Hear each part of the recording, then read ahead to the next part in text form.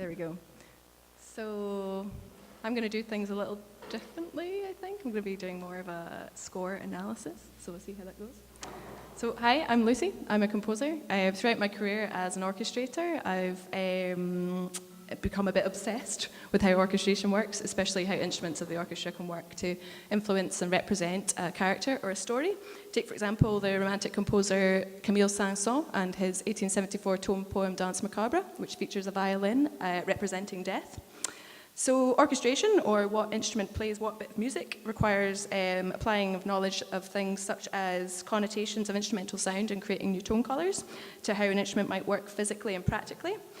From an orchestration perspective, I thought it'd be interesting to go into some detailed thought about a game music score and how it can bring a character to life and animate a story in different ways. So I'm going to be looking at one of my favourite game soundtracks, which is from The Whispered World by Daedalic Entertainment. The score is composed by two composers in partnership, Finn Seliger and Jan Werkmeister. And when I was playing the game, initially, I was really struck with how intimately scored and recorded each of the instruments on the ensemble were, and especially how closely mic'd they were.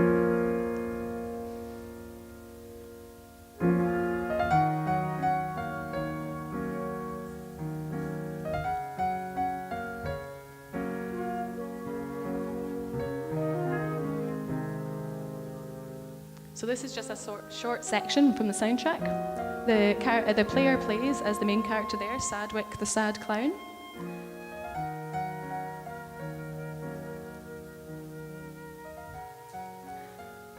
And what you can hear there is the main featured instruments in the soundtrack, which are flute, bassoon, and piano.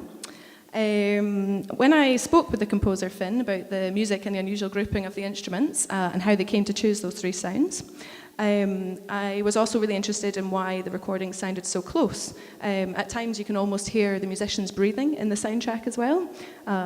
So he told me that from the start they wanted to avoid using a huge epic orchestra and rely on a smaller ensemble. They carefully and purposely picked the instruments and flavours to reflect the bravery and sensitivity of the main character, Sadwick the Clown, and again, stay away from a big orchestra sound that you might find or expect in a fantasy game.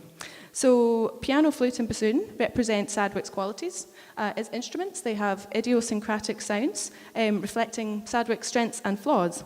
They also have the bassoon and flute are opposite ends of the range spectrum, so flute being high, bassoon low, which highlights some of his internal conflicting natures.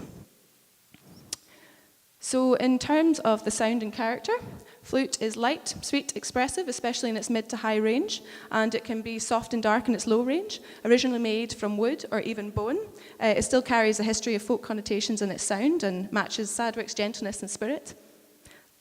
And the bassoon, on the other hand, is reedy, it's rich and aged, it has a dark and wooden and thoughtful sound.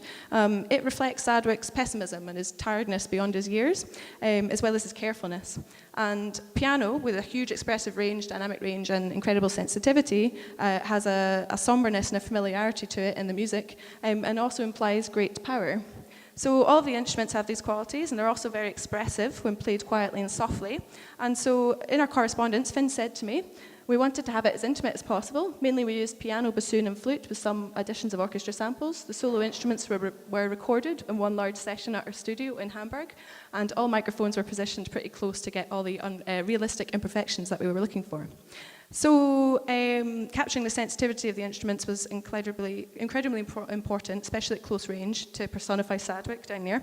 And the music also starts to seep into the world around him, reflecting not only the character, but the environment you see here too. So this is one of the levels you're in, and another one. The breathy and rustic and windy sounds of the two woodwind instruments seem to reflect the natural landscapes and the environment. The intimacy of the music and the close mics ties with the hand-drawn art style. The natural and wooden and golden tones even seem to reflect the autumn colour palette that you see throughout the game, whether it's in a fantasy natural environment or not. And so, of course, orchestration is there to support compositional content, but the instrumental choice plays a large part in establishing the mood and sound of the game and world, and in this case, the orchestration is directly linked to the character that the player is represented by, which is Sadwick and his little sidekick. And so talking of composition, many of the musical cues in the game are in flat modes as opposed to sharp or major modes. And specifically, the music revolves around A-flat mixolydian, marked in white. Throughout the game, it transitions through multiple minor modes, eventually landing in E-flat Dorian as the world and story darkens and Sadwick is confronting his true self. E-flat Dorian also appears here and there earlier, foreshadowing what's happening. And so I didn't actually ask Finn, the composer, this question, but I wondered if the mode choices were conscious with the instruments in mind, again, especially flute and bassoon. Flat keys do sometimes seem to lend themselves better to woodwind instruments, and there are a few theories on this. For example, I asked some woodwind playing friends, and the opinion was that bassoonists may prefer flat keys for the simple reason that they're more comfortable keys for the thumbs. They avoid difficult to sound notes like F sharp, and they allow a consistent and expressive tone control. And maybe here in the soundtrack, the flat modes serve the players in the recording, allowing them to feel more comfortable in the music.